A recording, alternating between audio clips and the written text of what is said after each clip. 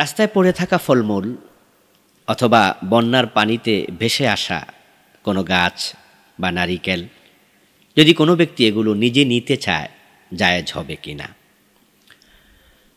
আমরা মাঝে মাঝে দেখি রাস্তার পাশে গাছের তলায় ফলমূল পড়ে আছে, অথবা বন্যার পানিতে কোনো নারকেল ভেসে আসছে, কোনো গাছ ভেসে এসেছে, প্রচণ্ড বন্যা এটা হয়ে থাকে। তখন এগুলো যদি আমরা গ্রহণ করি, শরিয়া কি বলে?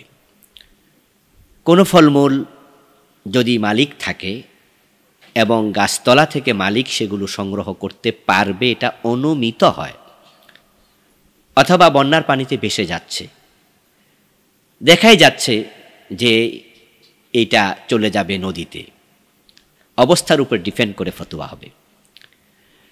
বন্যার পানিতে ভেসে চলে গেল, গাছের নিচে ফল পচে গেল, তাহলে সম্পদ নষ্ট হলো। এই অবস্থায় যদি আপনি মনে করেন যে না, এটা আমি কুড়িয়ে নেব, না হয়তো নষ্ট হবে, তাহলে নাজায়েজ হবে না, আপনি কুড়িয়ে নেন। তবে আপনি খাবেন কি, এ বিষয়ে আমরা বলবো, আমার মনে হয় এটা ধনী মানুষের জন্য ভোগ না করাই ভালো। আল্লাহ আপনাকে সামর্থ্য দিয়েছে, নষ্ট হওয়া থেকে ওই ফল আপনি বাঁচিয়ে দেন, গ্রহণ করুন, কোনো গরিবের মাঝে বিলিয়ে দেন, আর আল্লাহকে বলে দিন যে আল্লাহ, এটার মালিকের আমলনামা সওয়াব দিয়ে দাও। তাহলে সম্পদ নষ্ট হওয়া থেকে আপনি সম্পদকে বাঁচালেন, কোনো গরিব এটা পেয়ে উপকৃত হলো, মালিক সওয়াব পাবে, কাজ করার কারণে আশা করা যায় আপনিও সওয়াব পাবেন। আর যদি আপনি নিজে গরিব হন, নিজে খেয়ে নেন। আর ধনী মানুষ যদি খেয়ে নেয়, তাহলে একবারে নাজায়েজ হবে না, কিন্তু বিষয়টা অসুন্দর। আর যদি মনে হয় যে গাছতলায় ফল পড়ে আছে, মালিক তো আসবেই, মালিকের গাছ মালিক নেবে, তাহলে আপনি সেটা নিতে যাবেন না।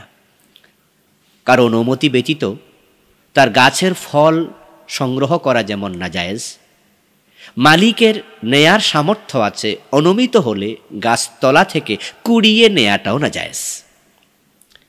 আর যদি এমন কোনো জিনিস হয় যেটা নষ্ট হওয়ার কোনো সম্ভাবনাই নেই, তাহলে সেটা কুড়িয়ে নেওয়া যাবে না।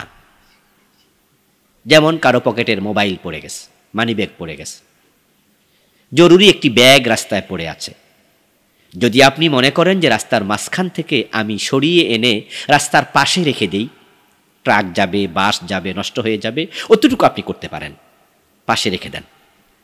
কিন্তু যদি এমন জায়গায় পড়ে থাকে যেখানে পড়ে আছে কোনো অসুবিধা নেই, মালিক এসে নিয়ে যাবে, যে হারিয়েছে সে খুঁজবে, তাহলে ধরতেও যাবেন না। শরীয়তের মাসআলা হলো, কুড়ানো বস্তু যদি কেউ তুলে নেয়, তাহলে সে জায়গায় দাঁড়িয়ে তাকেই লাগাতার ঘোষণা করতে হবে দীর্ঘদিন পর্যন্ত। হাদিসে বিভিন্ন টাইম ফ্রেম বেঁধে দেয়া আছে, লম্বা সময় ধরে সে বলতে হবে এটা কার মাল, এটা কার মাল, নিয়ে যান, দায়িত্ব আপনার কাঁধে আসলো, কেন ধরতে গেলেন? এই জন্য যে বস্তু নষ্ট হওয়ার নয় এমন বস্তু কুড়িয়ে নেওয়া যাবে না।